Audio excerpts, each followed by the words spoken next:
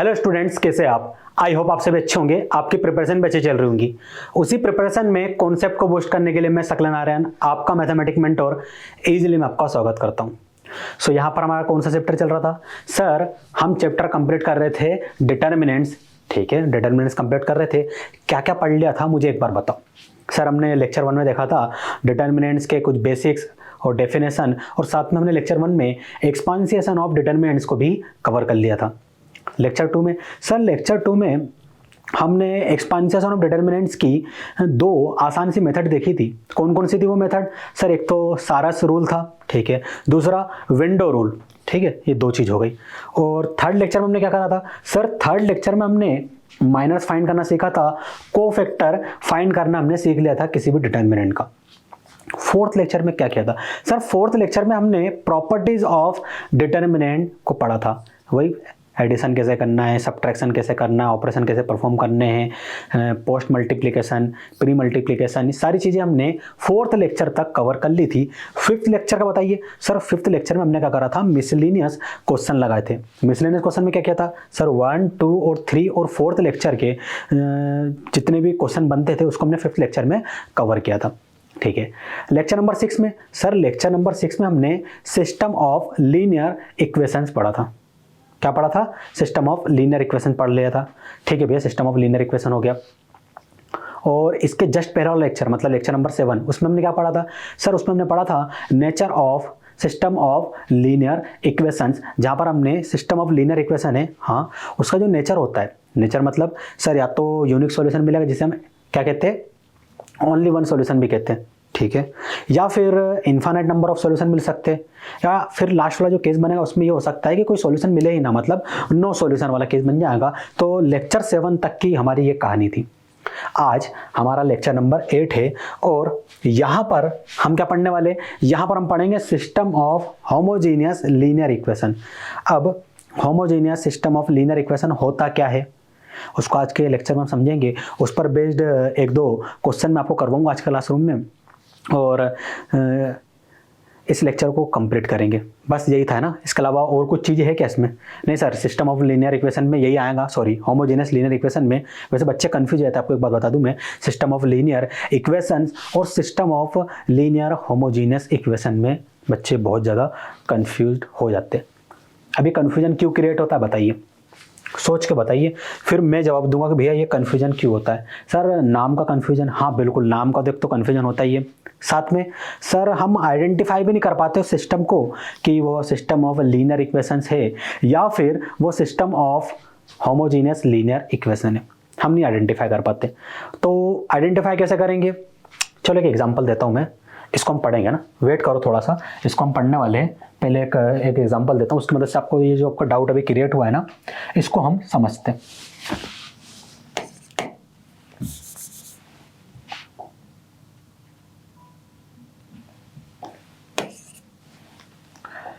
Thickness कुछ ज़्यादा ही हो गई है, ठीक है।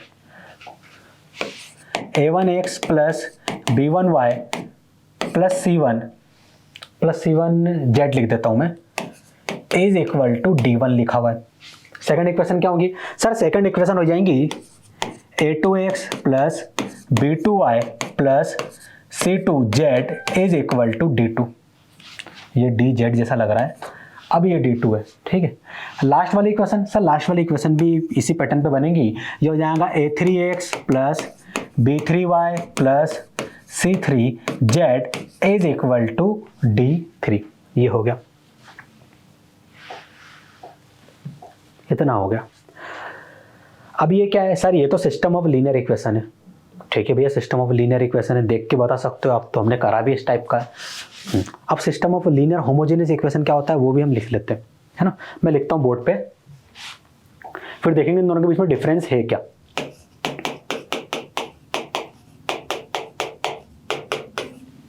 a1x plus b1y plus c1z is equal to 0 लिखा है। अब इसी को पैटर्न को ध्यान में रखते हुए हम सेकंड वाली इक्वेशन एंड थर्ड वाली इक्वेशन भी लिखने वाले।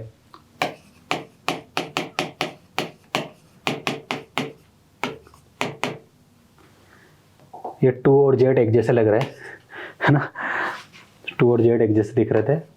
अब ठीक है, नहीं अभी भी ठीक नहीं है, अब ठीक है, लास्ट वाली इक्वेशन क्या बनेगी सर? लास्ट वाली इक्वेशन बन जाएंगी a3x plus b3y plus c3z is equal to 0। अब बताओ मुझे कि भैया इसमें से एक जो सिस्टम ऑफ लीनियर इक्वेशन है और एक क्या है, system of linear homogeneous equation है, कौन सा है वो? थोड़ा कुछ डिफरेंस तो दिख रहा होगा, बराबर दिख रहा होगा, ऐसा हो ही नहीं सकता कि डिफरेंस आपको दिखे ना। जल्दी बताइए क्या डिफरेंस आपको दिख रहा है?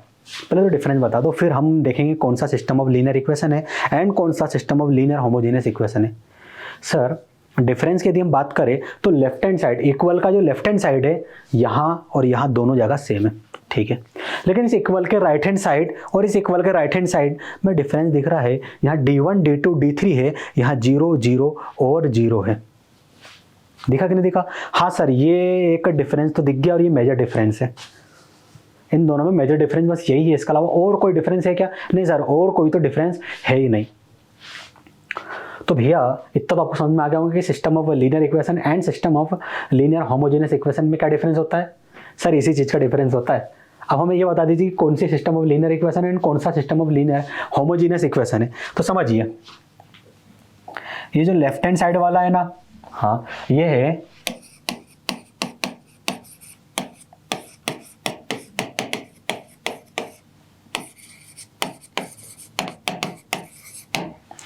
System of linear equations. तो फिर तो सर ये हो गया system of linear homogeneous equation. हाँ बिल्कुल।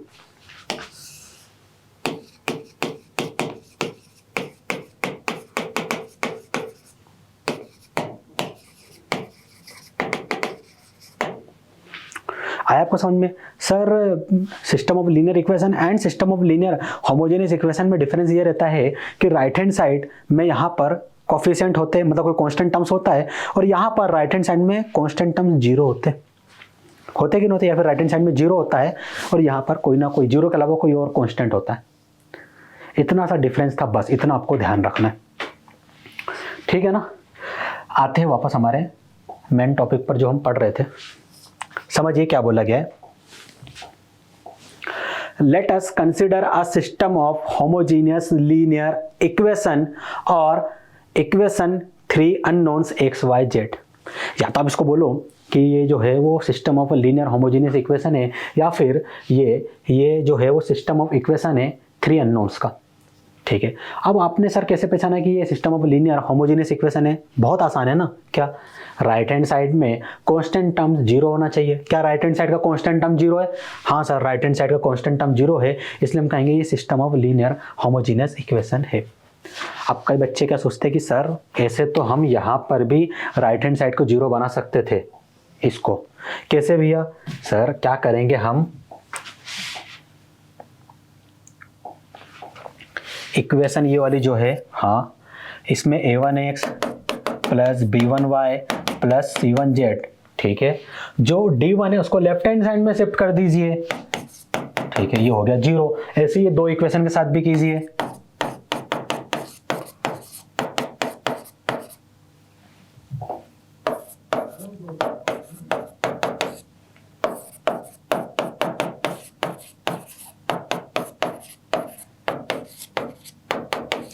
ये हमने कर दिया। सर ये करने के बाद राइट हैंड साइड वाला टर्म्स तो 0 हो गया, तो मैं बोलूँगा भैया ये तो चीटिंग है। ये चीटिंग है। चीटिंग क्यों है? समझिए एक्चुअली क्या बोला गया था कि यहाँ पर कांस्टेंट टर्म्स 0 होना चाहिए, ये बोला था ना।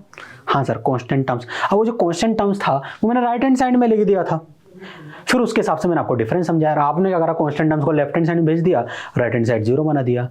अब मैं बोलूँगा सर कांस्टेंट टर्म 0 नहीं है। आप बोलेंगे कि सर कैसे आपने बोल दिया कांस्टेंट टर्म 0 नहीं है? देखो ना d1 d2 d3 एग्जिस्ट कर रहे हैं, 0 नहीं है सर। जब ये 0 नहीं है तो ये क्या है? System of linear homogeneous equation भी नहीं है। ये क्या है? सिस्टम ऑफ लीनियर इक्वेशन है। समझ में आया आपको? तो इस तरीके से चालाकी नहीं दिखानी है ना। यहाँ पर ध्यान रखना है कि जो कांस्टेंट टर्म्स है ना, कांस्टेंट टर्म जिसके साथ कोई वेरिएबल ना हो, वो यदि 0 है राइट हैंड साइड में शिफ्ट कर दो तो वो बन गया system of linear homogeneous equation. और यदि कोई कांस्टेंट टर्म 0 नहीं है मतलब कोई कांस्टेंट टर्म्स यहाँ पर एग्जिस्ट कर रहा है जीरो के अलावा कोई और, उसे राइट हैंड साइड में शिफ्ट कर दो तो आप बोलोगे सर राइट हैंड साइड में d1 d2 d3 मिल जाएंगे और ये सिस्टम ऑफ लीनियर इक्वेशन बन जाएगा।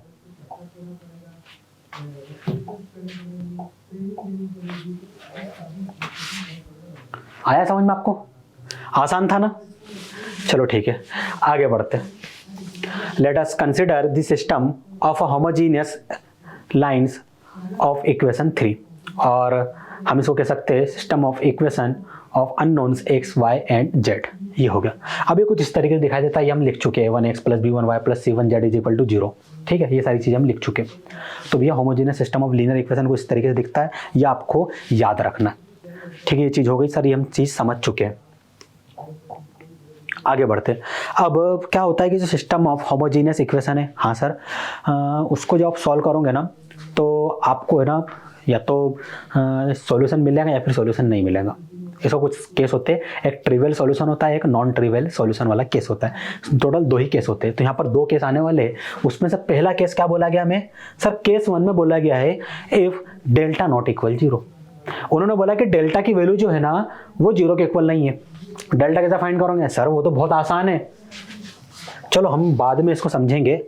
मतलब ये वाले को कुछ बच्चों को यहाँ डाउट हो रहा होगा कि सर इसके लिए डेल्टा कैसे लिखेंगे system of linear homogeneous equation के लिए। बहुत आसान है, इधर ध्यान दो बोर्ड पे, मैं लिख देता हूँ। डेल्टा क्या होगा?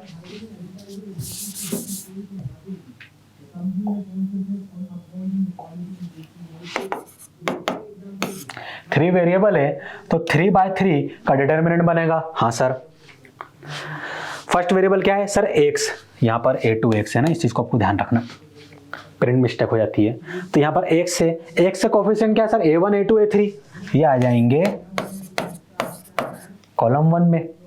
y के कोफिशिएंट क्या है sir? b1 b2 b3, column 2 में आ जाएंगे। कॉलम 3 में c1 c2 c3 आने वाले सर, ये आ गए। तो जब इस 3/3 डिटर्मिनेंट को आप सॉल्व करोगे ना तो यहां से आपको डेल्टा की वैल्यू मिल जाएंगी। इसी डेल्टा की बात हो रही है। तो मान लीजिए system of a linear homogeneous equation आपके पास है, हाँ सर, और आपने डेल्टा की वैल्यू निकाली और डेल्टा क्या हो गया? नॉट इक्वल 0, मतलब 0 के अलावा कोई और वैल्यू मिल गई, पर 0 नहीं मिलनी चाहिए। तो आप बोलोगे सर डेल्टा नॉट इक्वल 0 है, then x is equal to 0, y is equal to 0, z is equal to 0 is the only solution of above system। ऊपर वाले सिस्टम के सिर्फ एक ही सॉल्यूशन होंगे, x 0 होगा, y भी 0 होगा एंड z भी 0 होगा। यदि डेल्टा की वैल्यू 0 आ जाए ना देन सॉल्यूशन क्या होंगे? x is equal to 0, y is equal to 0, z is equal to 0। बस ये पुट कर देना। This solution is called trivial solution. क्या कहेंगे इसको हम? ट्रिवियल सॉल्यूशन कहेंगे। जब भी आप सिस्टम ऑफ लीनियर इक्वेशन को सॉल्व करोगे तो वहाँ कुछ ये केस 1 एंड केस 2 बनेंगे। अब जब केस 1 एंड केस 2 बनेंगे तो आप कर लोगे, लेकिन क्या होता है क्वेश्चन में क्या होता है कि आपसे पूछा जाता है कि भैया ये सिस्टम ऑफ लीनियर इक्वेशन है ना, हाँ, उसके ट्रिवियल सॉल्यूशन मिल रहे, तो आपको समझ जाना है कि x की वैल्यू भी 0 है, y की वैल्यू भी 0 है एंड z की वैल्यू भी यहाँ पर 0 है। जब ये तीनों की वैल्यू 0 है तो ट्रिवियल सॉल्यूशन वाले केस में और क्या कंडीशन रहती है सर? डेल्टा नॉट इक्वल 0 होता है। तो ये भी आपको समझ जाना है कि डेल्टा नॉट इक्वल 0 होगा। हाँ, फिर अकॉर्डिंग टू क्वेश्चन जो भी वो आपको फाइंड करने का बोले तब आप फाइंड करोगे। ये चीज आपको याद रहनी चाहिए, है ना। मैं यहाँ लिख देता हूँ,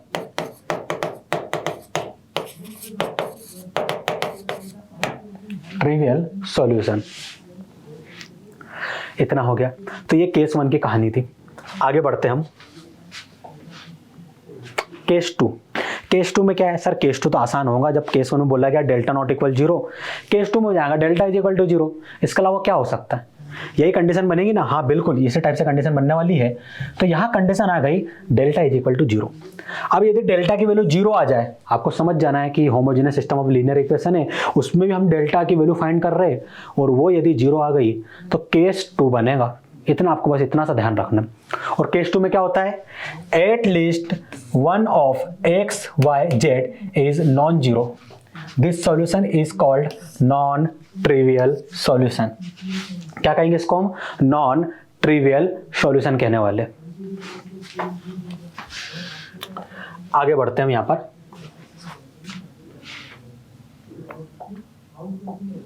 एक मिनट थोड़ा सा पीछे आने दीजिए। यहाँ पर at least one of X Y Z is non zero. इसका मतलब थोड़ा सा मैं आपको समझा देता हूँ। एट लिस्ट मतलब कम से कम एक एक्स वाई और जेड आपको मिल गए। अगर एक्स वाई जेड तीनों के तीनों जीरो मिल गए तो देखो delta is equal to zero मिला, हाँ सर, और delta is equal to zero मिल जाएगा तो आप बोलोगे सर केस वन बनेगा, और केस वन में तो एक्स भी जीरो होता है, वाई भी जीरो होता है, जेड भी जीरो होता है, ठीक है, ये हो गया। लेकिन यदि डेल्टा की वैल्यू जीरो के इक्वल आ जाए, नॉट इक्वल जीरो वाला केस तो आपको समझ में आ गया, जीरो के इक्वल आ गए तो सर जीरो के इक्वल आ गए तो ये हो सकता है कि X Y Z, X Y Z इसमें से एटलीस्ट वन इज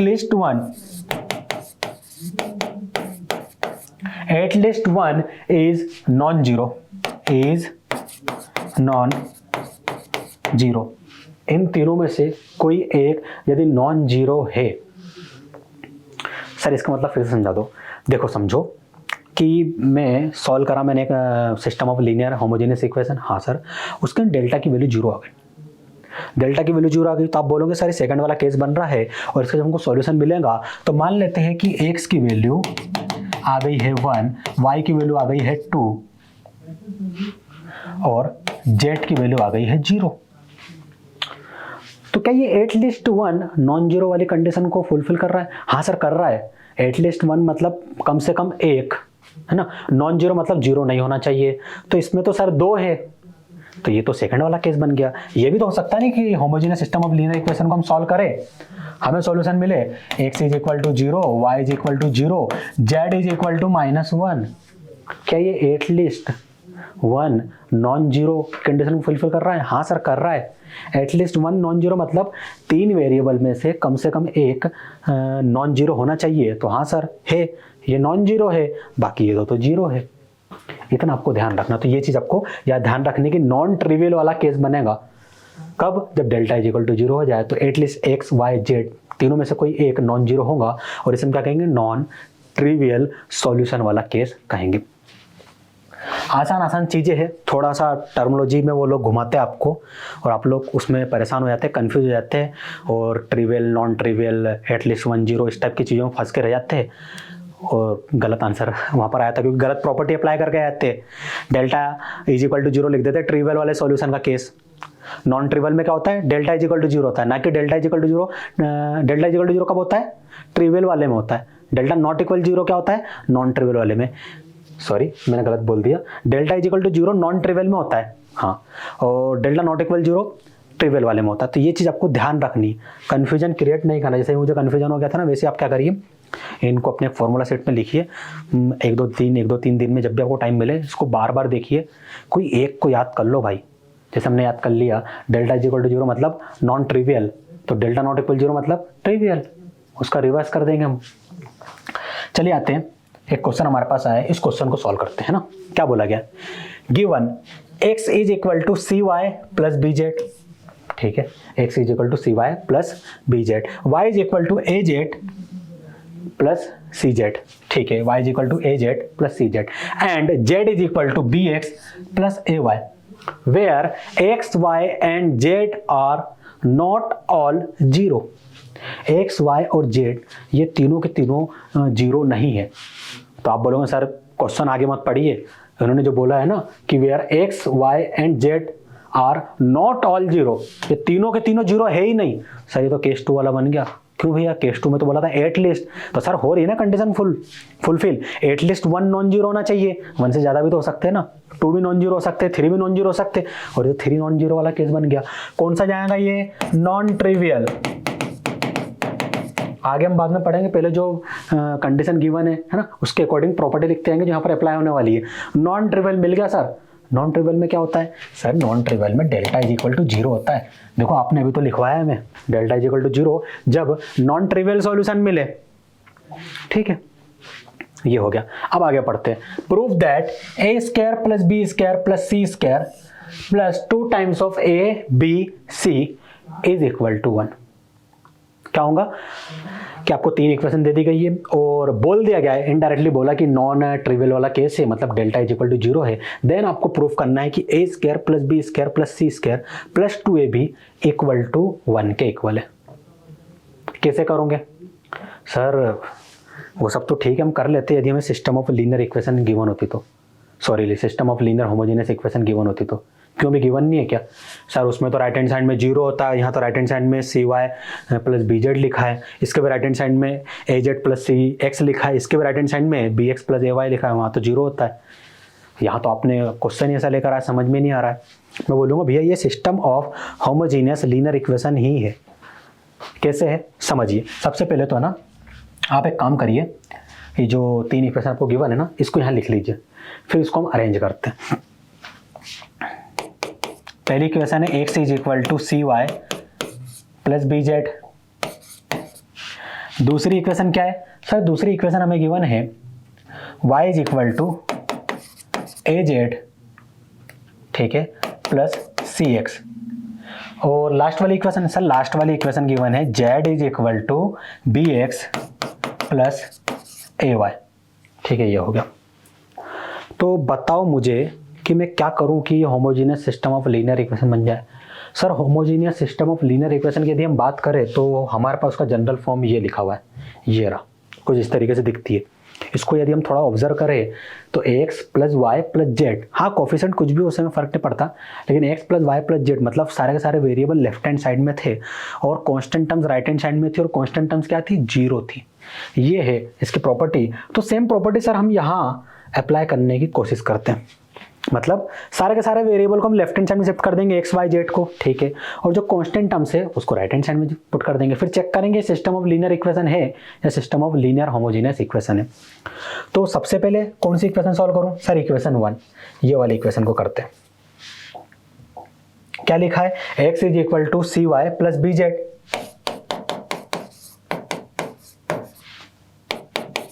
ये हो गया। अब हम क्या करेंगे सर? एक्स एज इट इज लिख रहने देंगे, इन दोनों के दोनों को लेफ्ट हैंड साइड में शिफ्ट करेंगे। सबसे पहले सी वाई को करेंगे तो minus C Y, B Z को करेंगे तो minus B Z is equal to 0।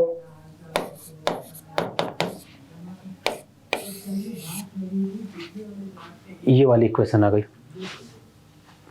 Sir ऐसा तो हम दूसरी और तीसरी वाली के साथ भी कर सकते हैं। हाँ बिल्कुल कीजिए, आप यही करना है आपको यहाँ पर। तो सारे के सारे वेरिएबल को लेफ्ट हैंड साइड में भेज दीजिए। लेफ्ट हैंड साइड में क्या है? y, लिखिए रहने दीजिए y माइनस ए जेड इधर आ जाएगा, मतलब ए जेड को लेफ्ट हैंड साइड शिफ्ट करेंगे तो minus A Z, C X को लेफ्ट हैंड साइड में minus C X is equal to 0। Sir बन गई भी, अभी कंप्लीट नहीं हुई है। क्यों? क्योंकि देखो ना पैटर्न क्या है, एक्स वाई जेड, यहाँ भी एक्स वाई जेड होना चाहिए। तो सर ऐसे तो एक मिनट, ये सी एक्स था ना, तो मैंने सी जेड कैसे लिख दिया? मेरी गलती थी है ना। उस ऐसी गलती अगर हो जाए ना तो उसे करेक्ट कर लिया करो, वरना आगे है ना क्वेश्चन सॉल्व नहीं होता है, दिक्कत होती है हमें। सबसे पहले एक्स को लिखेंगे तो हो जाएगा सर माइनस सी एक्स, फिर वाई को लिखेंगे तो ये प्लस वाई, जेड को लिखेंगे तो minus A Z is equal to 0। Sir ये दूसरी इक्वेशन भी बन के तैयार हो गई, मतलब होमोजीनियस के फॉर्म में हमने लिखने की कोशिश की इसको। थर्ड वाले को लिखेंगे Z is equal to B X plus A Y.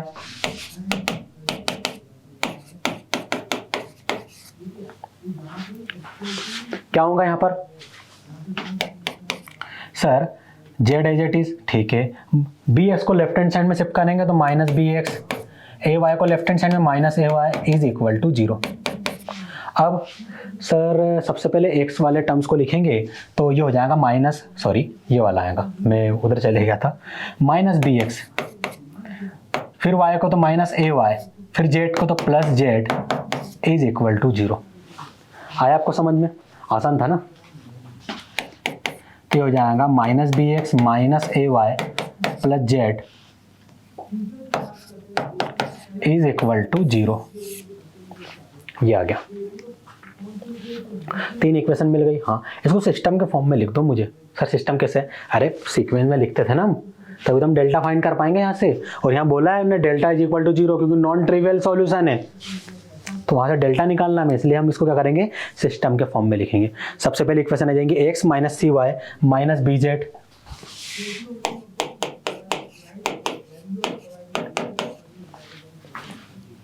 X minus C Y minus B Z is equal to 0। Second equation minus C X plus Y minus A Z minus C X plus Y minus minus C X plus Y minus A Z is equal to 0। देखो equation copy करते समय ना plus minus का आपको ध्यान रखना, variable का भी ध्यान रखना। अगर आपकी छोटी सी गलती हुई, यहाँ जैसे माइनस सी एक्स था और आपने यहाँ पर देखा माइनस सी एक्स और वहाँ लिख दिया प्लस सी एक्स, भाई आंसर गलत आएगा। डेल्टा इज इक्वल टू 0 से फिर आप प्रूफ नहीं कर पाओगे। लास्ट वाली equation minus B X minus A Y,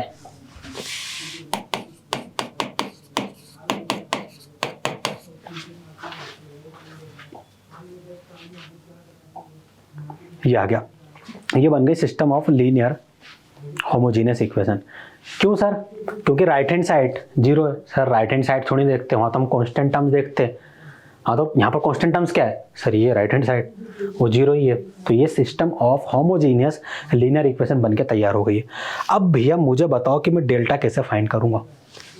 सवाल वही आ रहा है, डेल्टा निकालना है मेरे को। Delta is equal to 0 put करेंगे तभी शायद हम ये प्रूफ कर पाए कि ए square plus B square plus C square plus 2 times of A B C is equal to 1 होगा।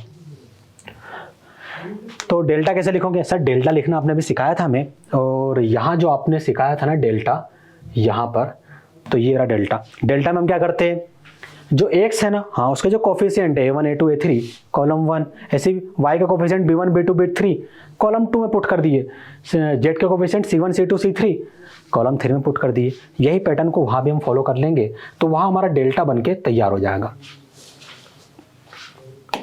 Delta is equal to, determinant का ऑर्डर क्या होगा सर? 3 वेरिएबल है तो 3/3 का होगा। ठीक है, x के कोफिशिएंट क्या है सर? यहाँ पर 1 है, 1 आ गया। यहाँ पर माइनस सी है और यहाँ पर माइनस बी है। ठीक है, ये हो गया। और यहाँ पर क्या है सर? माइनस सी है, यहाँ पर प्लस 1 और यहाँ पर माइनस ए। यहाँ पर सर माइनस बी है हमारे पास और यहाँ पर है माइनस ए और यहाँ पर 1 है। और ये किसके इक्वल है सर? ये 0 के इक्वल है। पहले इसको डेल्टा को सॉल्व करो, यहाँ पर ए बी सी के फॉर्म में एक इक्वेशन बनेगी, उसको 0 के इक्वल पुट कर दो। बस यही करना है, ठीक है ना? 1 मिनट, बस यही करना हमें। तो इतना समझ में आया आपको? अब मुझे बताइए कि यहाँ पर हम क्या करेंगे। डिटरमिनेंट दे दिया गया है। हाँ सर डिटरमिनेंट हमें गिवन है, डायरेक्ट एक्सपांसेशन कर देते हैं सर। क्यों भैया? डायरेक्ट एक्सपांसेशन से क्या होगा सर? यदि हम डायरेक्ट एक्सपांसेशन कर देंगे तो जो हमें वेरिएबल के फॉर्म में इक्वेशन मिलेगी, हाँ उसे 0 के ऊपर पुट कर देंगे क्योंकि बोला गया नॉन ट्रिवियल, और फिर हम आसानी से प्रूफ कर सकते हैं। ये हमें प्रूफ करना है ना, ये वाला a square plus B square plus C square plus 2abc is equal to 1। तो मुझे जरा सोच के बताइए कि क्या पॉसिबल है ये? हाँ सर पॉसिबल तो है।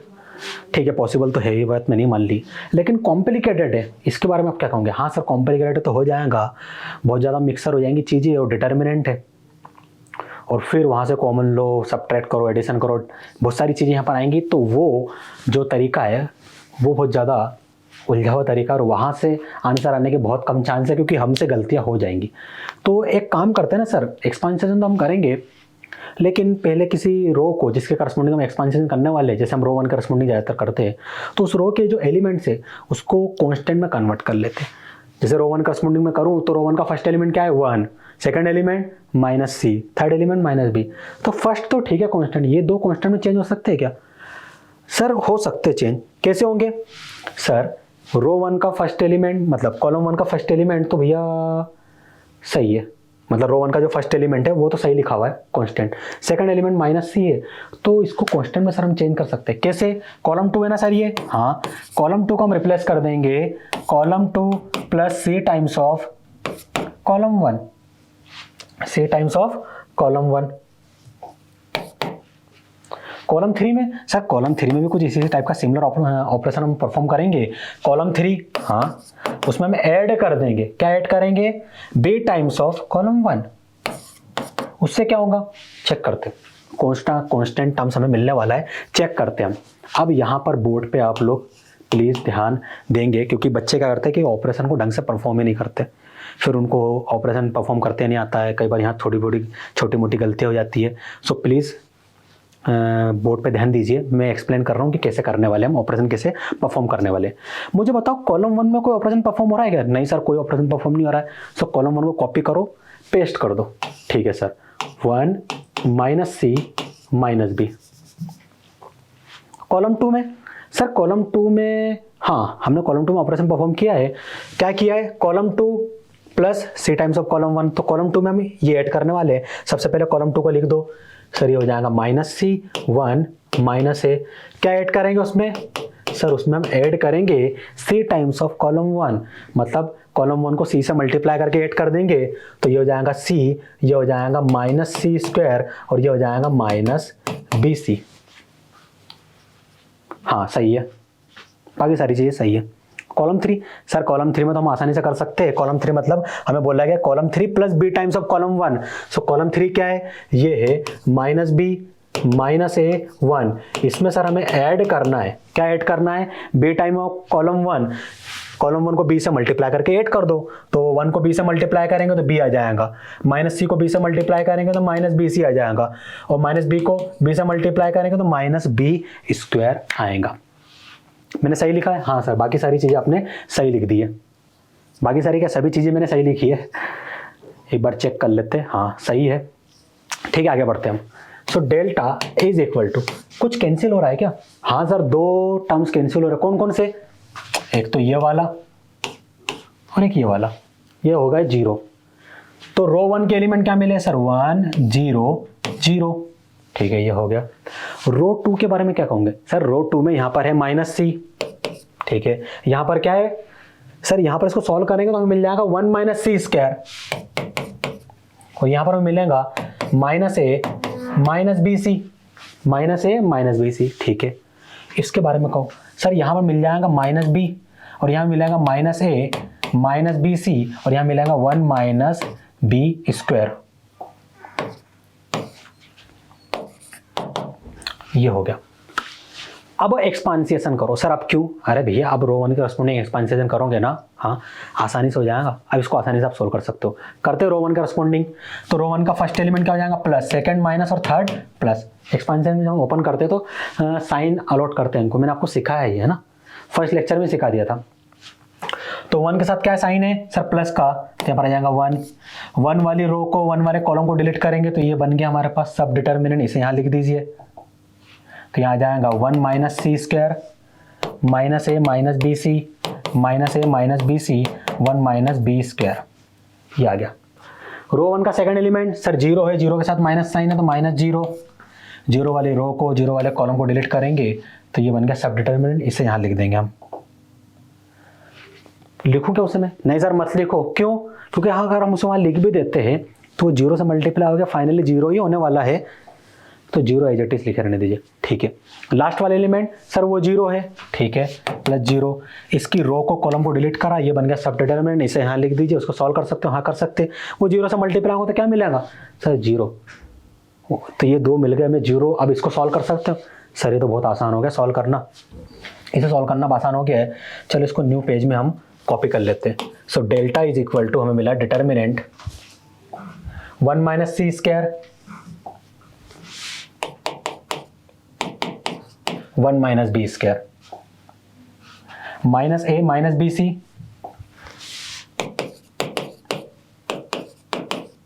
ये आपको मिल गया।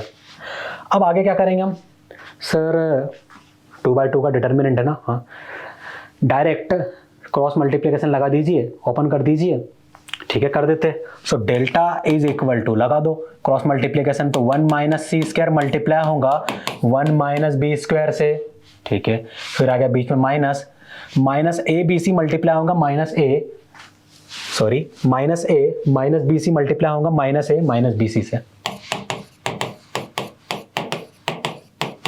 इतना हो गया। डेल्टा इज इक्वल टू, अब इसको एज इट इज लिखे रहने दो, अभी हम ब्रैकेट ओपन नहीं करेंगे यहाँ पर, क्यों, क्योंकि एक साथ सब में ऑपरेशन परफॉर्म करेंगे हम चाहते हैं एक साथ सब में ऑपरेशन परफॉर्म हो। अब मेरा आपसे सवाल ये है कि इसको मैं आगे क्या लिख सकता हूँ, तो कुछ बच्चे कहेंगे कि सर एक प्रॉपर्टी होती है m power p m power q, तो जब हमारा बेस सेम रहता है ना, हाँ तो पावर ऐड हो जाती है, तो यहाँ भी तो सर बेस सेम है, हाँ बिल्कुल, और इन दोनों की पावर 1 1 है तो दोनों की पावर ऐड हो जाएंगी। कर दीजिए ऐड, कर देते ऐड, तो ऐड करने पे क्या मिलेगा, minus A minus B C power 2 whole power 2। Delta is equal to, अभी भी ब्रैकेट ओपन नहीं करना है, क्यों, क्यों ब्रैकेट ओपन नहीं करना है? चलो यहाँ ब्रैकेट ओपन कर देंगे। यहाँ बताओ क्या करोगे? सर ऐसा तो हमने कोई फॉर्मूला नहीं पढ़ा, होल पावर टू इसको एक्सपेंशन कैसे करेंगे? मैं बताता हूँ ना कैसे करेंगे, बोर्ड पे बस ध्यान रखो। माइनस ए को क्या लिख सकता हूँ मैं? Sir minus A curly bracket में, ओपन ब्रैकेट में, और यहाँ पर plus of minus B C. क्या ये मैंने सही लिखा है क्या?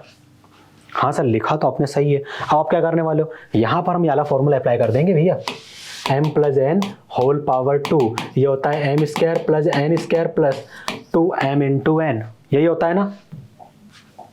हाँ सर होता तो यही है।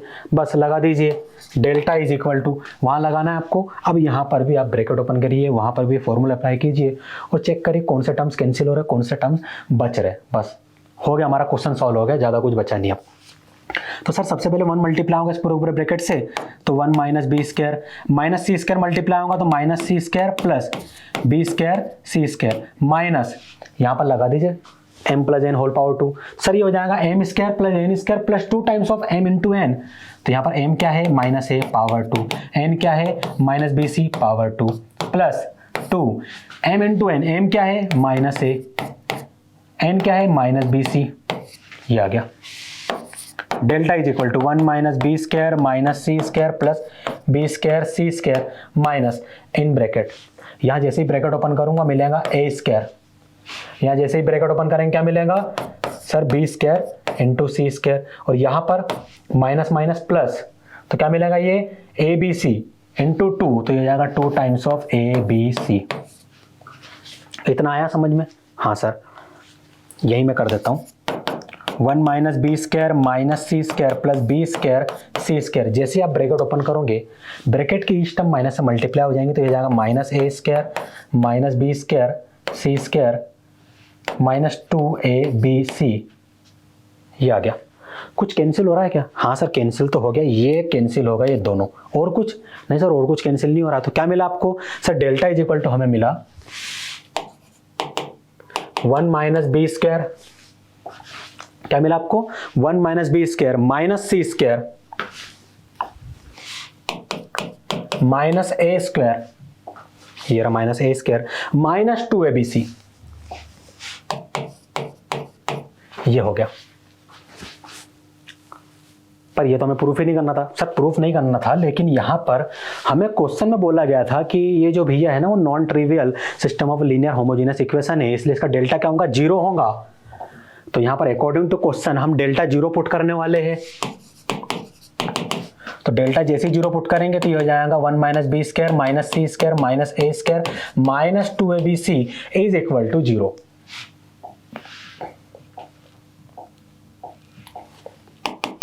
अब क्या करेंगे हम? सर इस 1 को लेफ्ट हैंड साइड में भेज दीजिए, तो ये हो जाएगा -1, बाकी राइट हैंड साइड वाले टर्म्स एज इट इज लिखे रहने दीजिए। ठीक है, अब क्या करेंगे? सर बोथ साइड माइनस से मल्टीप्लाई कर दीजिए, मतलब -1 से, तो ये हो जाएगा -1 से हमने लेफ्ट हैंड साइड को मल्टीप्लाई किया, राइट हैंड साइड को भी -1 से मल्टीप्लाई करेंगे, मतलब ईच टर्म -1 से मल्टीप्लाई होने वाले। तो ये क्या हो जाएगा? ये हो जाएगा बी स्क्वायर, ये हो जाएगा सी स्क्वायर, ये हो जाएगा ए स्क्वायर, ये हो जाएगा 2abc प्लस 2abc। तो राइट हैंड साइड में क्या मिला आपको? Sir a square plus B square plus C square plus 2abc is equal to -1 into -1, sir 1 हो जाएगा।